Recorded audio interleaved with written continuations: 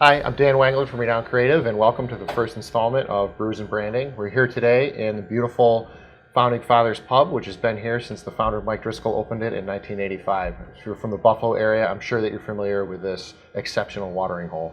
We're here today with Brian Grunert of White Bicycle. Happy to be here. And we're going to talk a little bit about branding, so let's just get right into it. So if you could start, could you just tell me a little bit more about how you got started in the business that you're in now? Just a brief overview. Yeah, I studied design at the University of Notre Dame, and I'm a Buffalonian. I ended up back in Buffalo and in the advertising profession, first at Schutte, Travers, Collins, and Schutte, and then that splintered off into Travers Collins. I also did 2 tours at Crowley Webb, and then had a pretty interesting, we'll say, side road into the music business, working at Righteous Babe Records as a designer.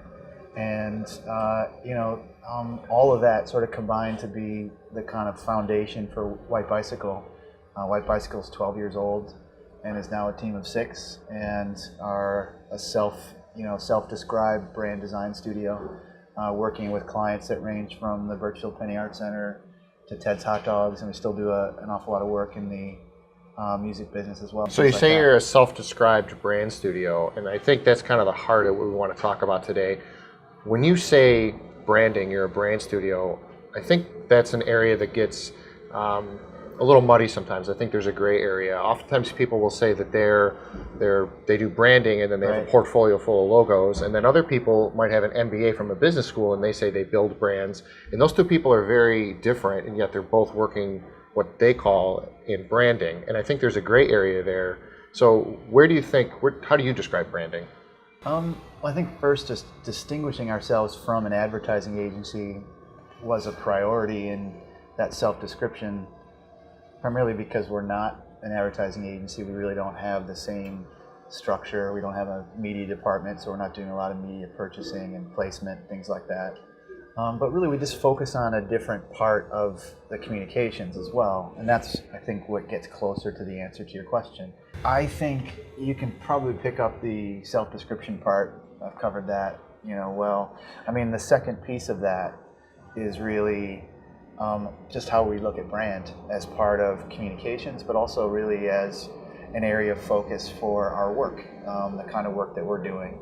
I think there's a conventional way of defining branding, Which would be what? brand. I think that not limiting it to a logo or a tagline, but looking at it as a broader, almost culture, a set of behaviors that defines an organization or defines a product or service. All of the ways where an audience, somebody who buys that product or uses that service, relates to the thing in question. And that can range from the way somebody answers the phone to the packaging around the product itself, the way an organization might resolve a conflict of some kind or another, or really just the way they sell themselves, the way they try to appeal to audiences. That expression of the brand in the form of a logo, that's a big part of it. But really, it is just sitting around here and seeing the flags of all the countries. That's really what the logo is. It's a symbol of this much sort of deeper connection between the product and the audience. Yeah, I think that's something that oftentimes gets conflated a bit, is the words logo, visual identity, brand identity get used interchangeably. Right. And I'm not sure that they're really the same thing, but they're often used in the same way to mean the same thing. And sometimes combined too. I think the combination of brand and identity is used often to describe specifically a logo. Oh, that's the brand identity, the Nike swoosh, or the GE for General Electric, or this Target for Target. And that is an identity for the brand. It is a logo identity. I think I said conventional, sort of a conventional wisdom around brand. I think the way that White Bicycle looks at branding, the way I've sort of evolved to look at brand, is really powerfully combined with identity. But really, the identity in that equation, the way I look at it, is the audience's identity. A brand is something that a particular person can just identify themselves with or in. You look at a particular, my favorite example is music. I mentioned, music design work that we've done. Just the whole idea of the way people personally identify with a band. These guys are my favorite, whoever it is. You take Radiohead. They literally are, I think, proclaiming in a less dramatic way, I'm more me when I listen to those guys, or I'm more me when I go to see a Radiohead show, or I'm myself when That's an interesting idea, is I'm more me when I engage with this brand. I'm more myself. And I think that's what branding is, branding as a verb. When a group of designers or a group of communicators, writers, whatever, work together to help sort of craft the brand, I think what they're doing is positioning it in a way where somebody can catch their own reflection in it, where somebody can say, oh yeah, there's me. I'm listening to this band and I'm catching this sort of version of myself that feels comfortable or, just makes me feel more myself. And I suppose that's victory in the whole quest to attract audiences to a brand, is to get them to be able to see themselves more clearly, to polish the facets of a brand so that somebody would be able to say, oh yeah, I like these guys because they make me feel more like myself. Right. Yeah.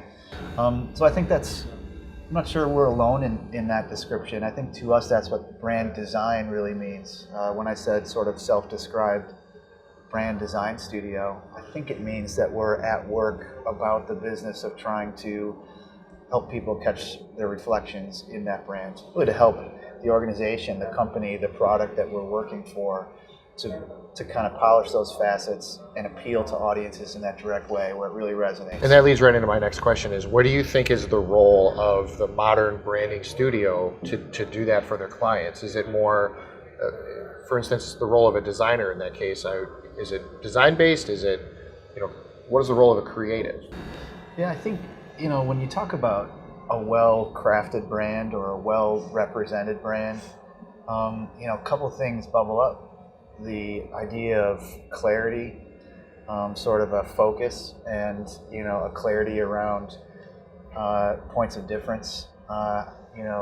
Something that makes this particular brand unique. And I think consistency is another thing that comes up. To really tell the story in a consistent way, where regardless of where you are or who's sort of relaying that story, there's kind of a common theme and a resonance that runs through that.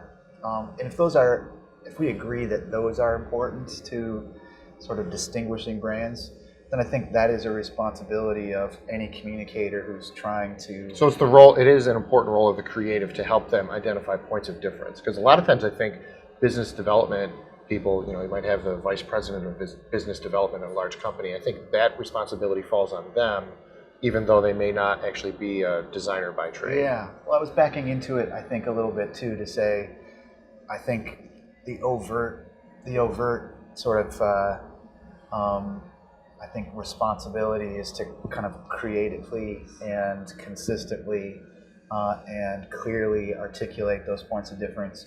But discovering those points of difference, I think, is really where the good work is done. I think that's where the main sort of core responsibility is for a communicator. We talk in terms of understanding an awful lot. Another thing, and really it's about gaining, a deeper understanding, a particular understanding of what makes this brand useful, beneficial, special to me, and that's all part of that. How much of that responsibility is the people who own the brand, the client in your case? How much of that responsibility do you think falls on them? Is it collaborative, or is it highly consultative, where you tell them, we think this? We have a process to try and articulate that. I would say that the role we play, and we distinguish translation from interpretation. We try to serve as an interpreter. And by that distinction, I'm calling, I guess, attention to adding some meaning or extracting some meaning. It's less just taking what they're telling us and translating it to audiences, and it's more making that interpretation and saying, oh, okay, you're doing this in a unique way, or you fill this space really uniquely. Let's interpret what that might mean and why that might be useful. Why should somebody care about that? Why would that be something they need to know or something that they need to tune into? So that role of interpreter, I think, is maybe a shared responsibility. You as a business owner, as a brand manager, tell us what makes you special. Tell us what you're doing right now to kind of cater to audiences, to reach audiences, to distinguish yourselves.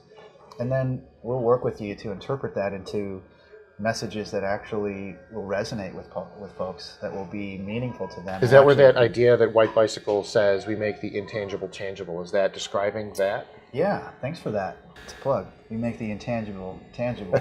But the idea that, there are some things that are hard to articulate, I think that's where the creative professional comes in, is taking something that's tough to articulate and translating that into something that's memorable and easy. That's where creative expression comes. That's where the design of it comes in, I think, especially, is you want to make it memorable, but it's really that upfront understanding that makes it meaningful. It has to have both of those things. It has to be meaningful and actually moving, somebody to respond to that call for action. Sure. But it also has to be memorable, and that's really, I think, where creative expression comes in, whether that's written or visual, designed, dramatic, whatever it is. It's an opportunity to express it in a way that cuts through clutter and also makes somebody, remember it. Do you think it's important for creatives to have some business savvy in the world of branding in order to do a successful job at it? That's a great question. I don't know if I always thought that, probably because I wasn't very business savvy. I think as White Bicycle being 12 years old now, as I've spent more time focusing on running our own business better, I think it's started to inform the creative work that we're doing, because of how important it is for that work to be really responsible, not just to some stated objectives. I think that's sort of a point of entry. It has to deliver and be measurably impactful, but to actually have a deeper understanding of the dynamics of what's going to drive sort of brand success, what ultimately is going to be the business success that makes it all, sort of sensible. Mm-hmm. The more you understand what's driving the economy of that business you're working with, the better you're going to be able to tailor solutions that not only reach an audience, but actually get them to do the thing that's going to keep it all, keep the engine running. You mentioned measurable objectives. Is that something that through your branding process is important to work with a client to identify our measurable objectives? Do they tell you that, or do you help them discover what those might be? I think we try to hold them disciplined to that. We do try and stop on the shy side of running somebody's business for them. So the idea that we would have, I think a strong encouragement for them to really understand what business objectives are driving those specific communications goals. What they're trying to accomplish as a business will directly inform the tools we make to help them sell better or, create a stronger community around their brand. So it's more of a discipline thing. You mentioned process. I think there is a process. I think there are components to the process. There's certainly a piece of the brand process for us that governs the messages that will ultimately emerge from that process. But then there's also just the discipline of understanding audience, understanding the specific goals that we're putting forward, both for the company as well as for the communications themselves. And then there's this whole sort of network of influence that each brand has surrounding it, and to really understand those assets and be able to leverage those assets as part of the communications is just good discipline. I mean, it makes sure that you're not just solving everything with time and money, but you're actually looking at the things that are just sort of extensions of the brand as the channels for delivering messages that really resonate. I feel that the way that you've just described branding is not necessarily taught to creatives students in school that way, and I'm wondering, how does one gain that understanding and knowledge and experience to perform a branding exercise as you've described it? Just from experience? Yeah, experience is the active ingredient in that. You earn your gray hairs, I guess, and they have to be worth something. So to have worked, with a diverse number of brands in a diverse number of categories, understanding the dynamics that are common, and then the things that really are just dynamics that really govern particular categories, in a really specific way. I mean, that's part of that experience. I think there's another current that runs through it though too now, and you just look at a social media driven world. You look at a world that is really sort of brand centric. I just look at everybody's personal brand, this curated version of themselves that you see online. That I think is kind of driving it from both ends. I think anybody who is in the sort of creative communications field and really is concentrating on being a brander in the way that we're talking about it, is doing it in their daily lives. I think it's really just being attuned and in tune to messages, or not messages, but really approaches that work. Like, what makes me respond when somebody posts something? What makes me respond? What makes me feel great when I, get feedback from something I've posted? Those things are all, I think, good lessons to translate into what we're doing. But then I think there is really tried and true disciplines. There's ways that researchers and agencies and communicators have been crafting these things, in a tried and true way. That some of it is just taking those approaches and modifying them to the assignment that you're trying to be successful with, and some of it is really, I think, knowing when formula works and when. I think maybe the way to look at it is, we talk an awful lot about the difference between running field experiments and running laboratory experiments. Sometimes you can take things back to the shop and hole up as a team and kind of dissect the problem a little bit. Other times you just literally need to talk to people who are experiencing that brand and learn from them. Is that an important part of your process, is talking to people? Well, yeah, listening to people is... I mean, not your client, but I mean people that are experiencing the brand outside of your direct client. I'd say, again, really listening to people, too. I think, getting their reactions to what is on our mind is a part of the process, but just an unfiltered, understanding of what is driving their motivations. And I think there's some part of that is instinctual. You're either... in the same way that there's an instinctual part to anything, you're either good at that or you're not good at it. You're either sort of, I think empathy, you're either empathetic to the audience's rhythms or you're not. If you're not, then they're probably involved in another part of the business. Empathy is an interesting idea. Do you think that that's something that people kind of sets them apart? Is their amount of empathy they're able to apply in the work that they do in branding? Do you think that's a valuable differentiating factor for a branding agency? I think empathy is probably more, I just look at it as more as a character trait. That's one of those things that's really hard to train and hard you have to... it or you don't. Yeah, it's definitely, I'd put it under the you have it or you don't category for sure. And I think when you are particularly attuned in that way, I mean, there's a responsibility. You can be empathetic and understand what's, really somebody's going through and what's motivating them or what's holding them back. And then there are those that then can do something with that, can process that in a way that, makes it easier for them to get where they want to get to. Or, you can apply that empathy into something that actually supports an understanding. But by the same token, I don't think you can over empathy things either. I think that there is some benefit to crispness, putting a version of the brand forward that really resonates with truth. I think that's maybe the other part of it. If a brand is just trying to be what everybody wants, or what they think everybody wants it to be, then they may be a little untrue, and that whiff of untruth is not good. And that's where good brands go bad. When they try to be something they're not. Right. There's this idea that if your branding is done well, it should appeal to the people that you're trying to reach and repel the people that maybe you don't want to reach. That's something that I've heard repeated a few times, and I'm not sure what I think about that, but brand as filter, sort of. Yeah.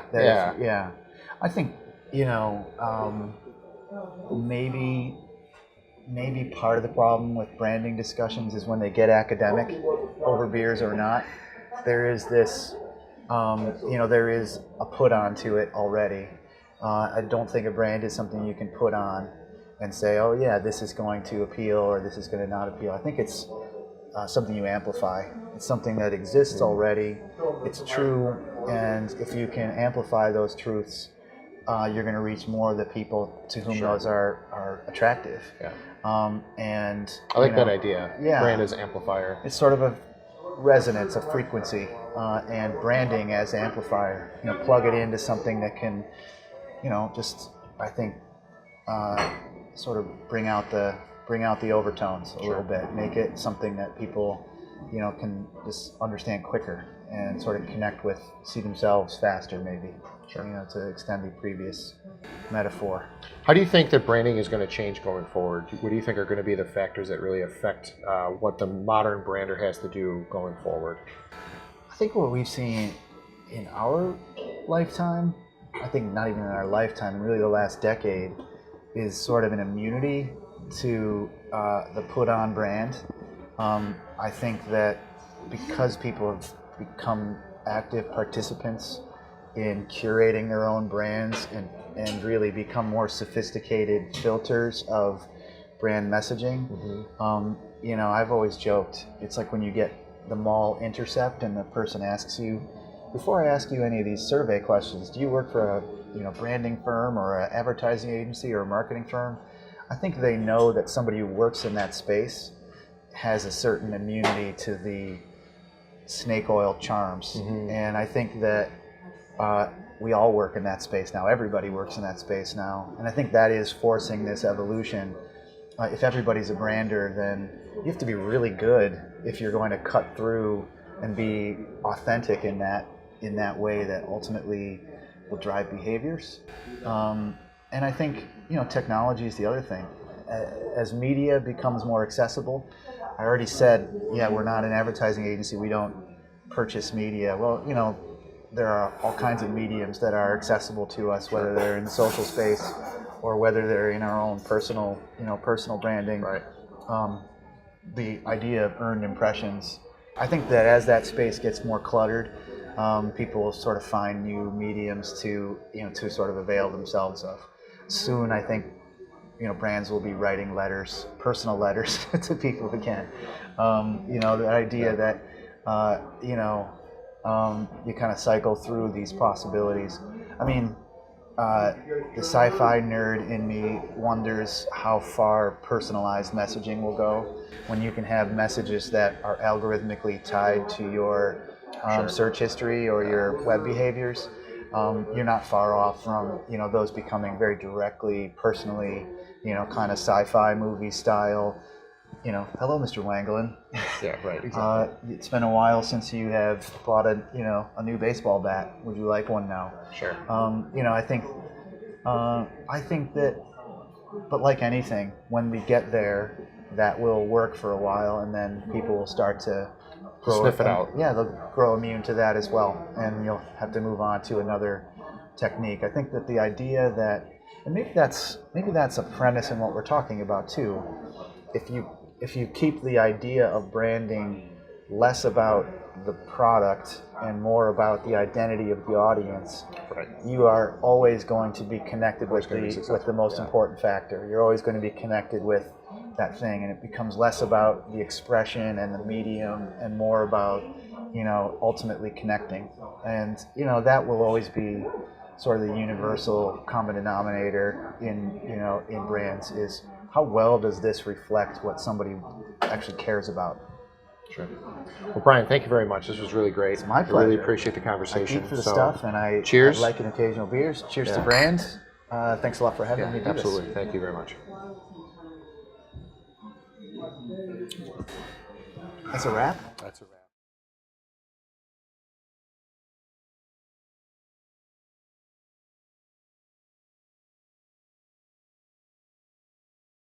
I'll do whatever you want, man.